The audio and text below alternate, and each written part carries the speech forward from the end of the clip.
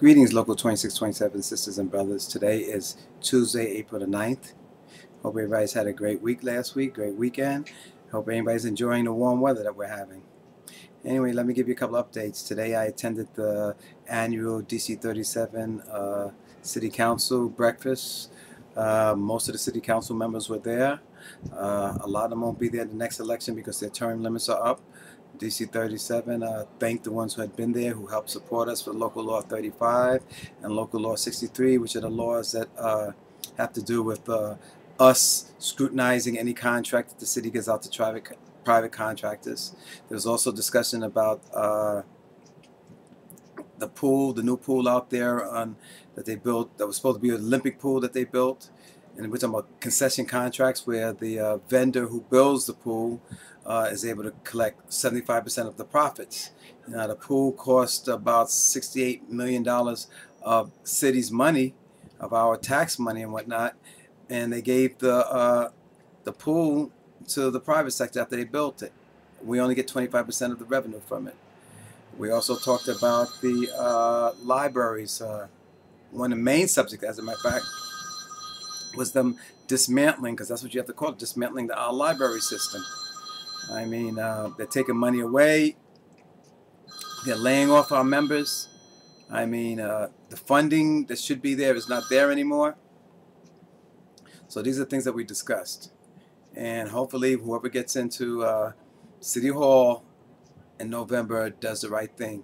And by the way, DC37 hasn't officially endorsed anyone yet, because we have a forum on May 16th when we talk to the major candidates, and we also have a screening committee at DC37 where candidates walk through and sit down, and we talk to them and ask them questions, and we see what their responses are, and that's how we make our decision.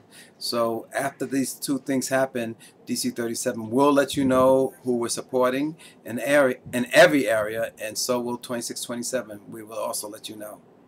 There will be no shop steward meeting in April, unfortunately, because we just couldn't get the space. You know, we're not in our building, and we're borrowing people's locations, and it's just too many locals with general membership meetings, shop steward meetings, executive board meetings. We just couldn't get the space to accommodate the amount of members that we generally have show up.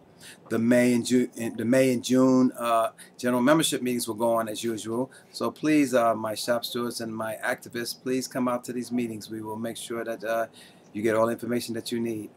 You know, there was a water main break up in around Lexington Avenue in the low 20s a couple of weeks ago, and at Baruch College, our members were sent home. The buildings were closed down, and but they asked a few of our members, about 5 of our members to be exact, to come to work.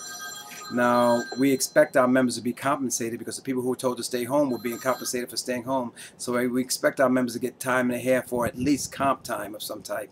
The last paycheck didn't reflect that. We're asking for one more paycheck before we make a decision to go to the powers that be to correct this, because this is not right. This is not right.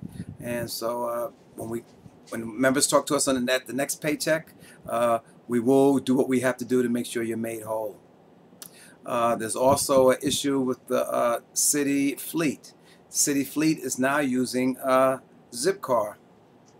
And in some cases, and they expect the members to take care of things like the cleaning of the car, the gas, and blah, blah, blah, blah. I mean, for example, if you use a car because you have to make deliveries, it's not a city car, so where do you park?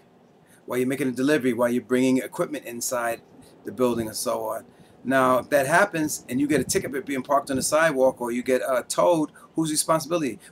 I hope they don't expect people to park the car 5, 6, 7, 10 blocks away and carry that equipment that far.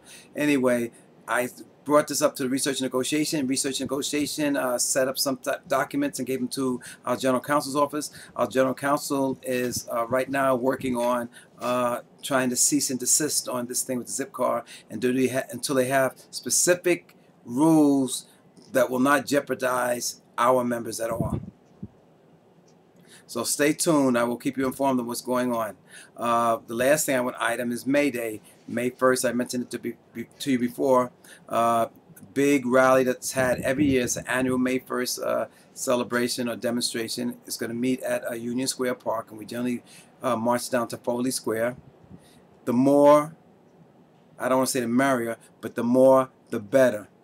We need to make the city understand and people around the country understand that we need to protect our rights when it comes to housing and education and food and, I mean, electricity, water. I mean, all these type of things. I mean, these things are supposed to be taken for granted, but they're not taken for granted because they're trying to take them away from us. Until next week, this is Robert Ajay. Have a good one.